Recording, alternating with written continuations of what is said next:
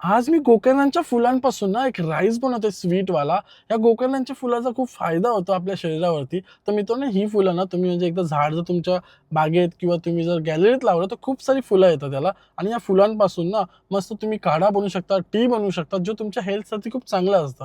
म्हणजे तुम्ही क्रेव्हिंग्स तुमची स्टॉप होते, वेट लॉस होतं, डायजेशन चांगलं होतं. तर खूप याचे बेनिफिट्स आणि मोठे-मोठे ब्रँड्स आता याच्यावरती खूप सारं इन्व्हेस्ट करतात आणि याच्यावर या फुलांचा खूप महागपणे विकलं जातं. टी बॅग वगैरे खेळून विकल्या जातात. सो तुम्ही घरी ऑलरेडी मस्त नॉर्मली बनवू शकता.